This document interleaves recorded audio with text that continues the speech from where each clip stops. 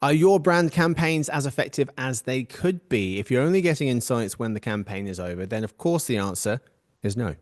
To make better campaign decisions, you need real-time measurement. You need Lucid Measurement by Cint. Discover the power of real-time brand lift measurement at cint.com/insights. That's CINT.com/insights.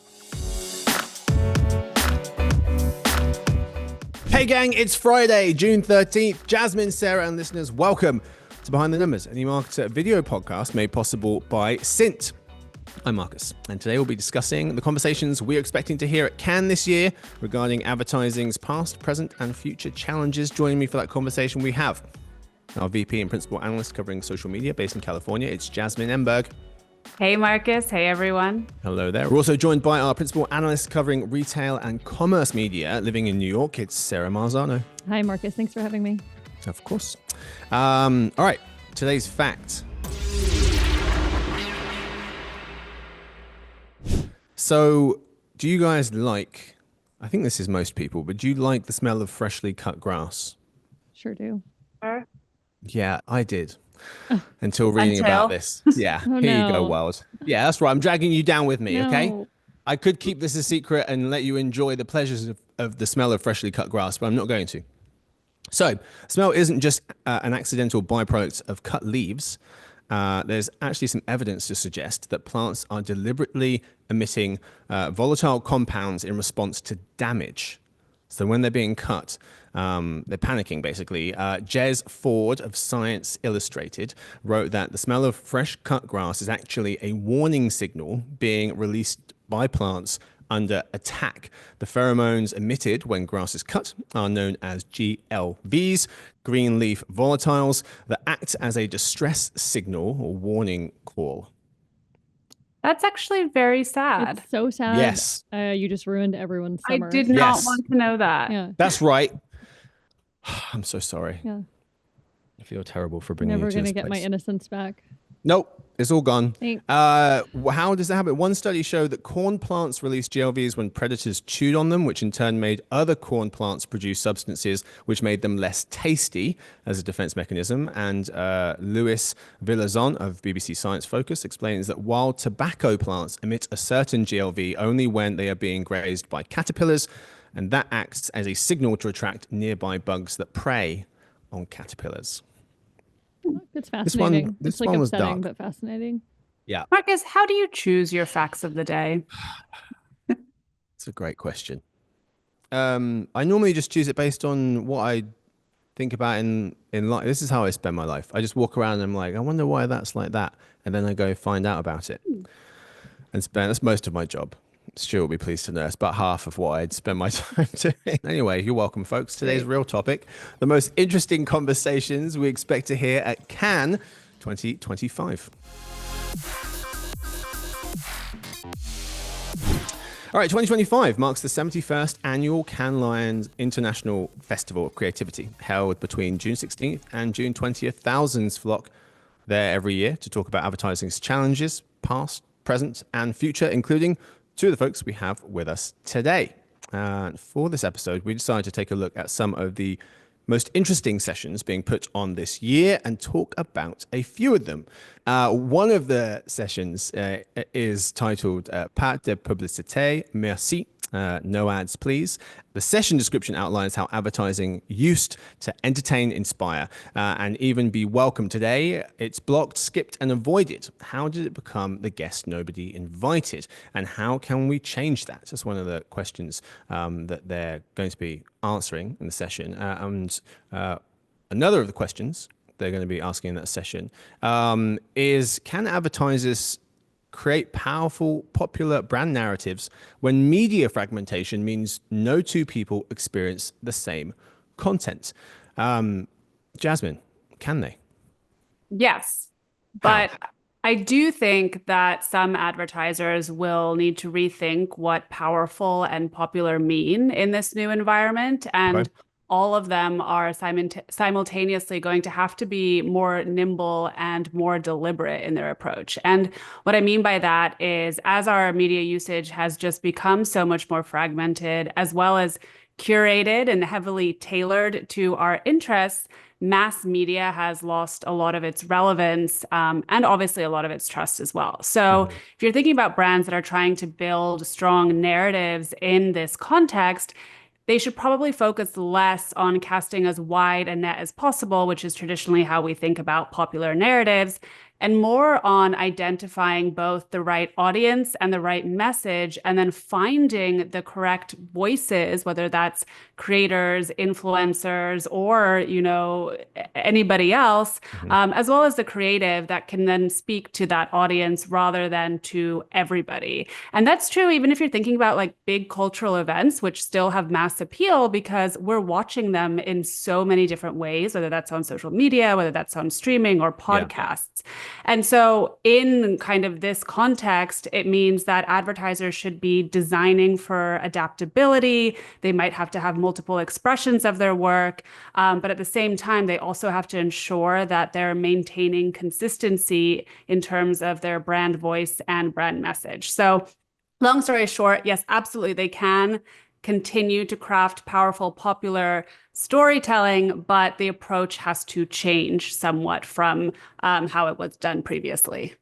I think that's absolutely right. And when I was kind of mulling over these topics, I approached it from the perspective of retail media, which I'm sort of wont to do. But I think I would argue that advertisers actually today have more opportunity than they ever have before to tell really cohesive stories that feel relevant to the audience that they're reaching. And a lot of that is powered by how effective we're seeing retailer data in terms of creating audiences that are meaningful and targeted, and the increased use cases we are seeing for deploying that data off of retailers' owned and operated digital ecosystems. So thinking through offsite campaigns and even bringing retail media data storytelling into physical stores where the majority of purchase decisions do end up being made. So I think it really will behoove advertisers, again, to stay on top of the sort of offerings their retailer partners enable, and also retailers to continue building and iterating on their capabilities to this effect. But I think we're actually at a really exciting time in terms of being able to tell these really holistic, cohesive stories.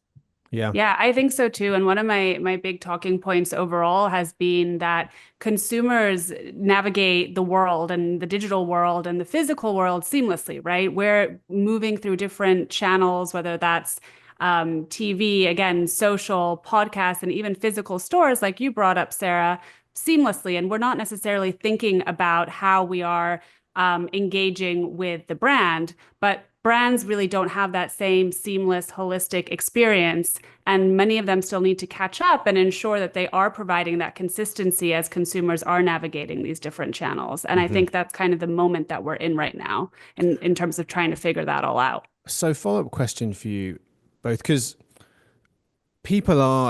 things are fragmented, right? I don't want to be surprised to hear that. And we did a survey this spring. It was looking at where people search for things, and most people go to Google and then to Amazon. But then there were 20 to 40% of people in each of these different groups saying that they go to TikTok, to Walmart, to AI chatbots, to Instagram, to Facebook, to YouTube, to a bunch of different places. So people are looking for things in a lot of different places. And you just mentioned the way that people view events of significant size, something like the Super Bowl. It's this huge audience, which means, okay, I can get to all those people at once as an advertiser, but they're watching it in different ways. They're watching it on cable, they're watching it through streaming, they're watching it later on YouTube, they're looking at clips on social media. My question, I guess, Jasmine, I'll go to you first. Do you expect more or less fragmentation in the future? Will AI kind of bring things into just one chatbot most people go to, and social media platforms, maybe people will start to consolidate those as well in terms of where they spend their time? Or do you expect more fragmentation? I think it's fragmentation and convergence together in one. And so when you're thinking about it from the advertiser perspective, I mean, what we're starting to see, and obviously I'm coming from, the social media angle because that's what I cover, but we're starting to see, for example, advertisers taking TikTok-like creative or social video creative and thinking about how to bring that to CTV. And so, yes, you have this fragmented media landscape, but as marketers and advertisers are catching up to the way that consumers are behaving, we're also going to see naturally this convergence, right? So it's really kind of twofold. It's two parallel but opposite trends happening at once. Yeah. Sarah, what do you expect? No, I think More or less. that's absolutely right. I think we're going to continue to see top retailer websites be popular destinations for starting product searches. I think that's going to continue. And I have optimism that the long tail of retailers can continue to capture more of those eyeballs via differentiated product strategies. But I think there's also something to be said for the need to sort of really think through the difference between someone who is arriving at a platform with a specific product or use case in mind versus some of the arenas where passive discovery happens, right? And the different types of tactics that need to be deployed depending on sort of how and when you're reaching the end user. Yeah. Let's move on to another one of the panels at Cannes this year, titled A New Era of Uncertainty, Finding Success in Riskier Times. You might be shocked to learn that things feel a little bit crazy out there at the moment. Tariffs have been thrown around these past few months by the US, ranging from 10% all the way up to 145%. After the April 2nd tariffs hit the S&P 500, it fell over 10% in just 2 days, marking its worst week since the 2020 COVID-19 crash and wiping $3 trillion of value just completely off of it. And the University of Michigan's Consumer Sentiment Index has gone from one of the highest rates since the pandemic in November to a historical low in April.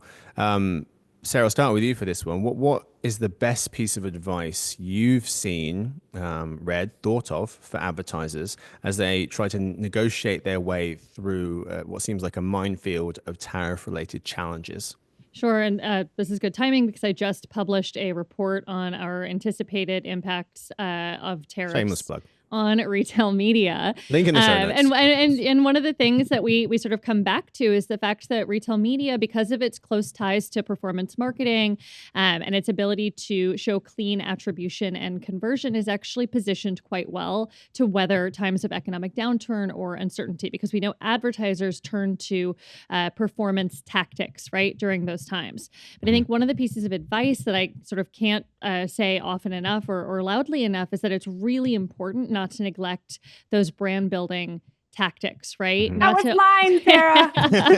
That's how you know it's good advice, right? But I think it's, I for me in retail media, right, I think we're actually just moving out of this era where everything was sort of concentrated on lower funnel, on on-site activations, on advertisements that were happening really close to the point of purchase.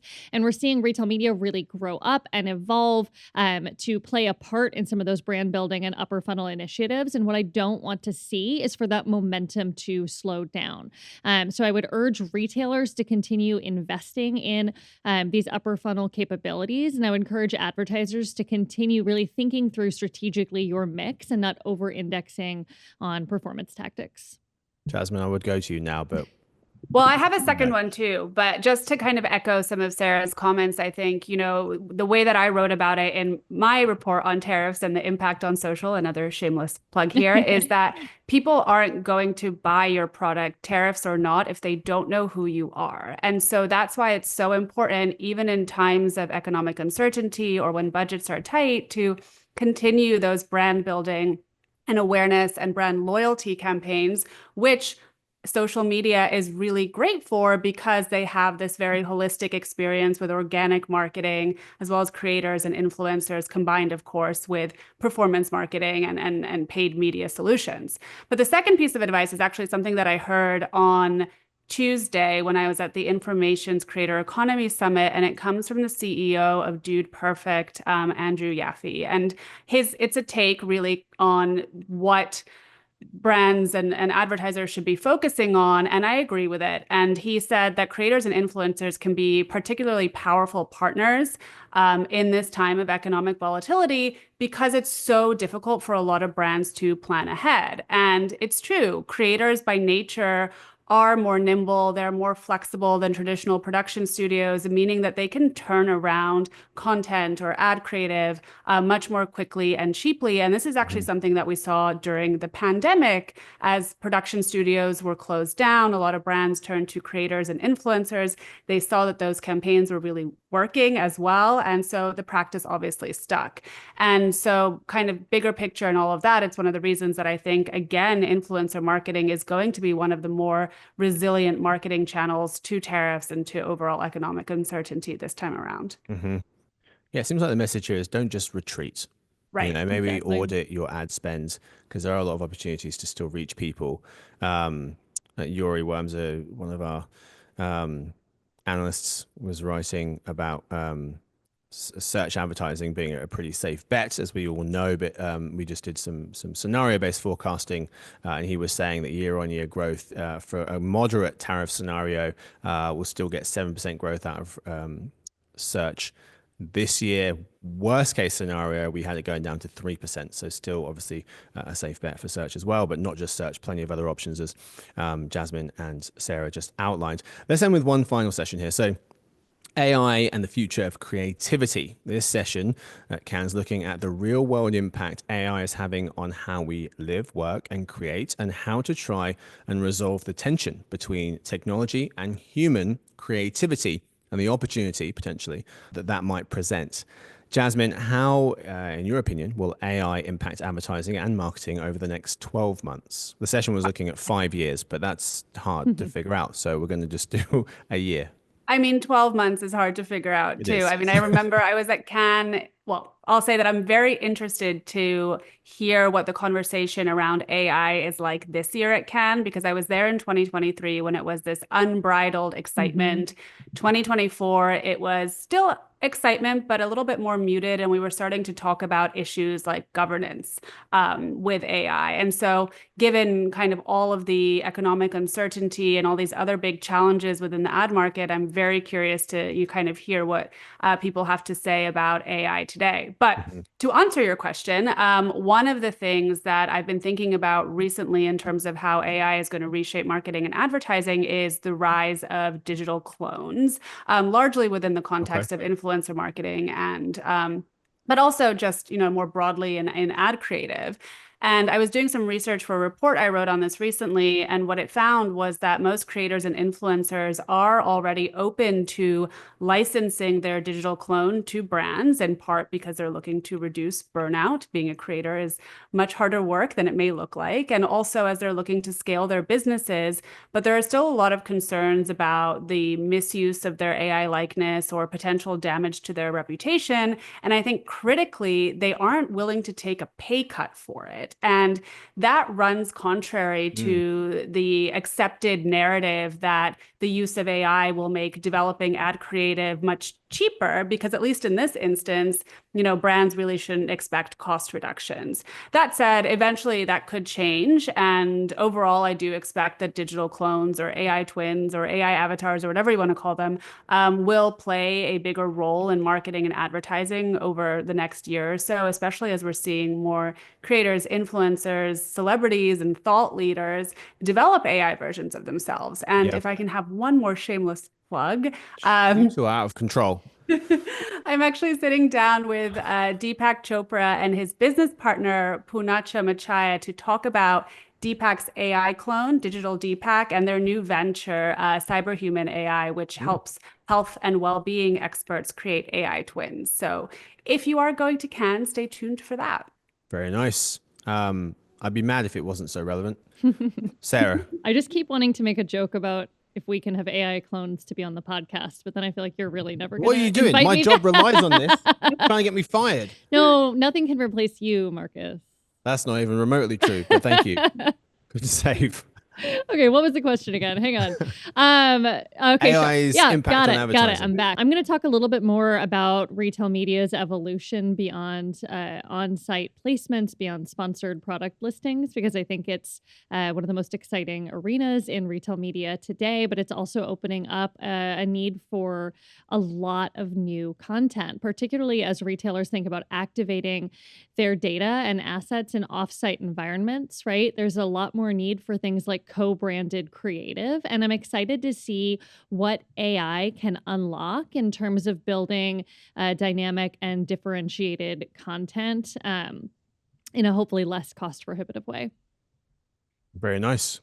Yeah, two great predictions for what we might see over the next 12 months or so, one of the things that jumped out to me was this idea of behind the scenes AI is probably going to be more palatable, at least in the short term, because I think we saw a lot of people rush to put AI everywhere, and then they saw some of the backlash from consumers and people being a bit freaked out by that. And I don't think that means that people have stopped working on AI as much as they were before. I think what they've done is they've said, oh, actually, we'll do it over here where people can't see that we're using it. Some research here, close to half of US consumers think brands that use AI generated content in their ads come across as fraudulent, according to Tenuity's public perceptions of AI in marketing survey.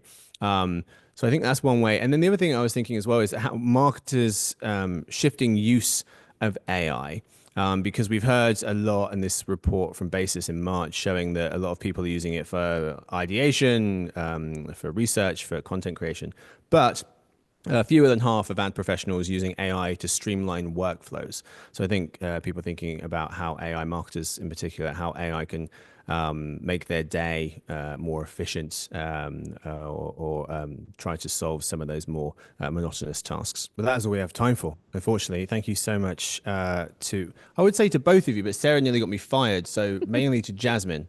Thank you to Jasmine. You're welcome. Thank you. Thank you for nothing, Sarah. Goodbye, everyone. Yeah, my last time. My last time too. We're getting replaced with AI. You're like, oh, you can't replace you with Market Stewart's like, challenge accepted. You watch me. I hope everyone enjoys Cannes, who's going, and thanks to the whole editing crew and everyone for listening into Behind the Numbers, an eMarketer video podcast made possible by Cint. Subscribe and follow for new episodes and leave a rating and review to keep this podcast going. We'll be back on Monday looking at Americans' travel plans for this summer. Happiest of weekends.